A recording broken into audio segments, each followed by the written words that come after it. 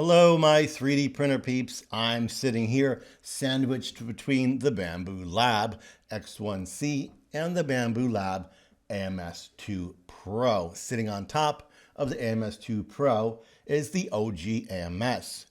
Next to the AMS2 Pro is the Bambu Lab conversion kit. So we are going to use that kit to install the AMS2 Pro on the X1C. This process will be very similar to your P1P, P1S, and X1E. So go ahead and follow along with whatever printer you have, and we will set up the new AMS2 Pro on your Bambu Lab printer. Open your box carefully, and you should be able to pick the whole thing up in one shot. That went really smoothly. Nestled inside some really impressive foam is your AMS2 Pro. Go ahead and separate it carefully. Don't slam it onto your desk too hard. Tear open this plastic. A manual up top here with a big giant piece of tape directly on the beautiful lid of your AMS. I love that kind of thing. This is the quick start guide. You won't be needing this because you've got me. Lots of sexy plastic.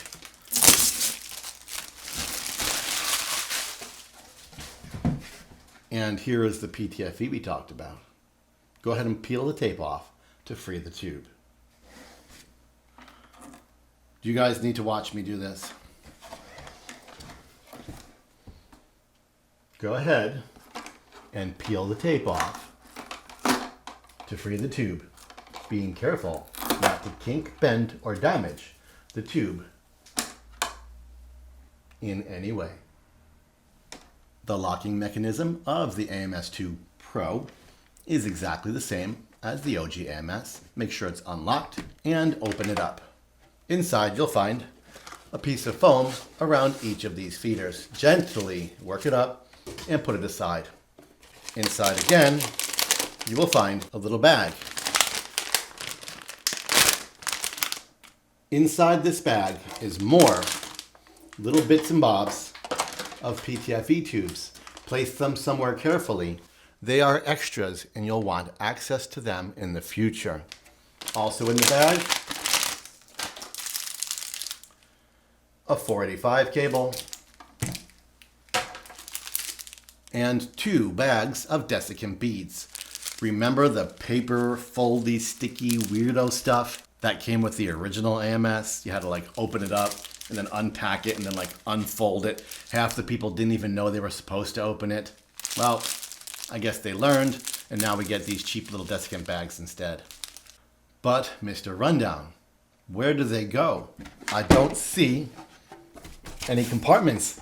Instead of going in here where they went on the original AMS, the desiccant packs now go here in the rear end.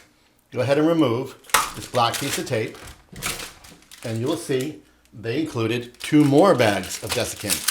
So you've actually got 2 packs plus replacement packs. Open these up and place them into the back of the machine. You will notice, perhaps in honor of the original, it's still an unfolding pack. So really, you're getting 2 packs for each compartment. Simply slip them right there in the back. Your AMS2 Pro should look like this. Go ahead and attach your buffer. Bambu did not provide a tool, but they provided screws. Find the Allen key that fits and simply install the buffer with the 2 provided screws. The 4 holes are on the plug side of the printer. You will notice the AMS2 already has a PTFE tube installed. Go ahead and gently make sure it's really installed. Take the other end of this PTFE tube, go ahead and insert it into one of the 4 couplers on the buffer. It'll go about 1 millimeter. Please don't push and pull on it, but it should feel secure. I went with the lowest coupler, leaving the remaining 3 for future AMS units. Between the two kits, I now have an assortment of 485 cables.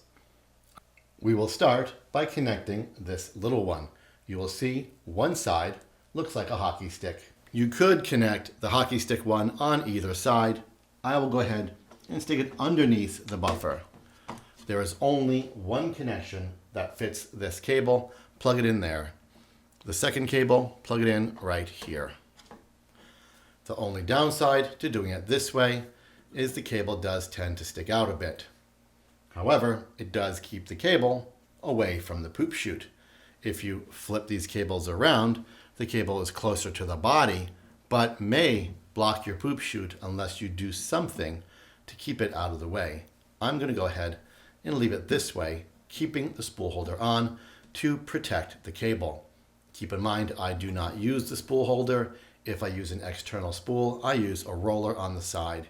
If you are going to use the spool holder, swap this so that the hockey stick one is here and goes down away from the spool holder. That connection looks like this. You can see the cable is now closer to the body, away from the spool holder, but however, it is in fact behind the poop chute. And you might want to consider doing something to attach this cable out of the way and free up that space on the poop chute. You might say, hey, but the poop is really small, it's not a big deal. But what if you have a big giant blob of clogged poop? We all know this happens. And you push it out and it comes down and gets stuck right here. Well, now it's going to build up and you're in a lot of trouble. So go ahead and connect this however you wish and make those educated decisions on your own. It's now time to connect one of the longer 485 cables between the hub and the AMS. You may choose either connector and any cable whose length fits. Go ahead and plug it in to one of the ports on the back of the AMS. Here, on the underside of the buffer, there is only one connector. Place the other side of the 485 cable in that connector. The connection between the buffer and your printer should look like this. It's now time to plug in your AMS2. There is nothing technical here. It's your typical AC adapter. Go ahead and plug it in. When plugging in the external AC adapter, the AMS2 Pro does not turn on. The AMS2 Pro will wait for a signal from your printer before powering itself on. Let's go ahead and wake it up by turning on our printers.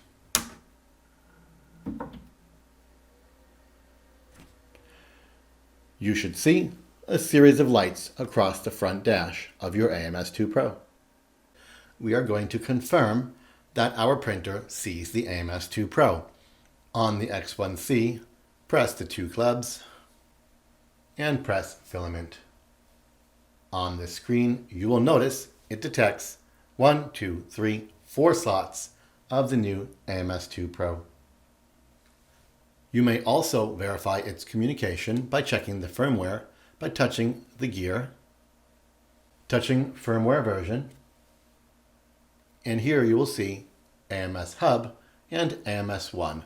That doesn't mean AMS version 1. That means your first AMS attached to the machine. It may not happen immediately, but you will see on this screen there is a green dot next to AMS Hub indicating an available firmware.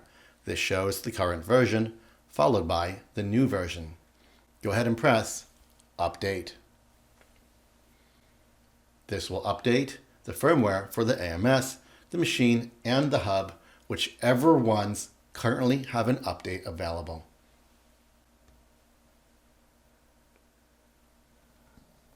That was easy and painless. Press Confirm and press Home.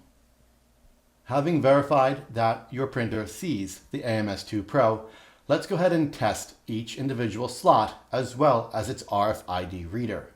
Now, it is perfectly fine to work with third-party filaments, but to test its RFID reader, we need to use Bambu Lab RFID filament. I have 4 spools sitting right here, and we are going to load them into the AMS2 Pro and look for the machine to detect and display them on the screen. To do that, we need to go to the correct screen, and that is the filament screen.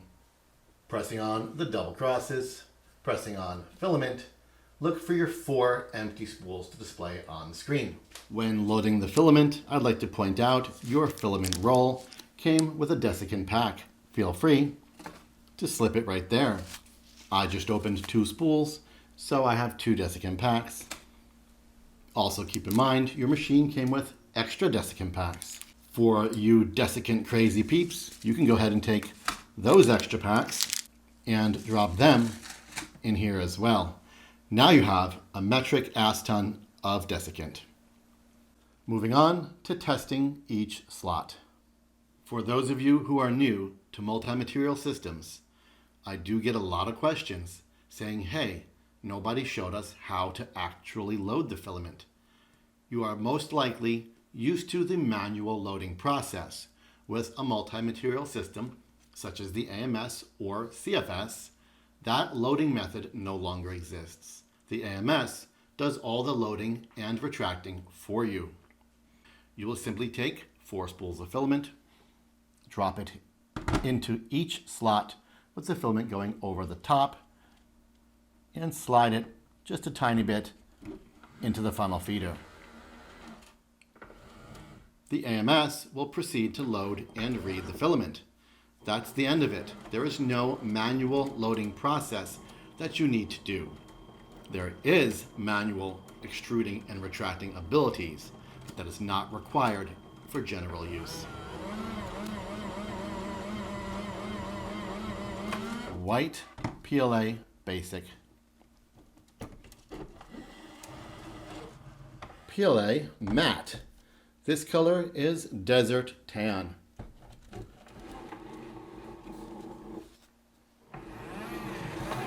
Our 4th roll, red PLA Basic.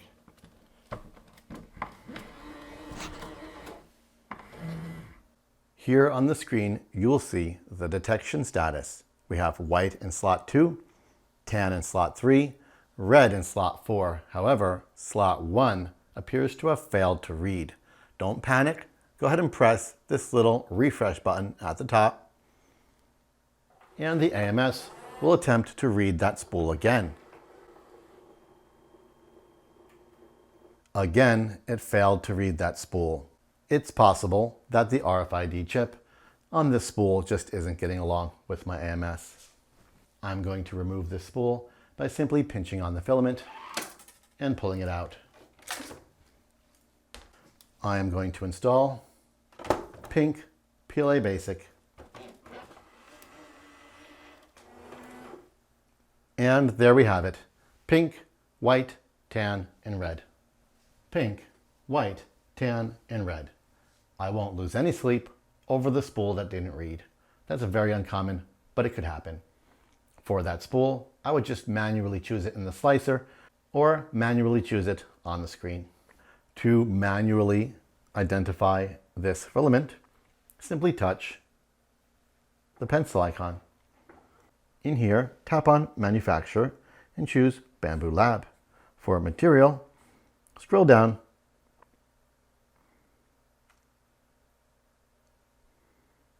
and you will even find PLA Sparkle. In there, you may choose the color. This color is purple. Go ahead and press Confirm. Choosing this properly helps the machine and Bambu Studio communicate so that when you are slicing, you have accurate information on the color representation for the filaments you're working with. This is also how you would set up a third-party filament at the screen. You don't have to do it this way. You can simply work in Bambu Studio, but it is super helpful to have that proper color representation communicated from the AMS to Bambu Studio. You can, of course, also set this up in Bambu Studio without using the screen.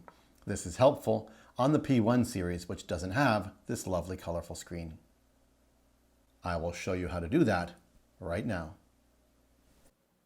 Here I am in BS2, that is Bambu Studio version 2. In order to see the correct AMS information here, and in order to manipulate the AMS information in Bambu Studio without having to use the screen, we will click here into Device. Here in Device, make sure you have the current printer selected. My X1C, its name is Quali. By choosing Quali here on the Prepare screen, I can see the correct filaments that are loaded in my AMS2 Pro. They are displayed as slot A1, A2, A3, and A4 under the AMS filament section. Back to the device screen. Over here, you will see that same AMS. And this is where you can manually choose to tell the machine which filament is in it. Just like on the screen, you may click the pencil, choose the filament brand and type, the filament color, and press confirm. Regardless of what's in it, whatever you set is what the machine will go with. Having changed this filament, you may return to Prepare, and you will see slot 1 now shows Bambu PLA Basic in the color you chose. Let's return to Device to have a look at one more thing. This water drop icon. This is the humidity level of your AMS2. Left click on it and you will see there is a bar from 1 to 5. 5 is the most humidity, 1 is the least. Currently, our AMS is reading 4. However, we did install 4 bags of brand new AMS desiccant, along with 2 bags of filament spool desiccant. One would hope with the lid closed on the AMS2 Pro, this number will drop over time as the desiccant does its thing. You can check back later to confirm whether or not that's the case.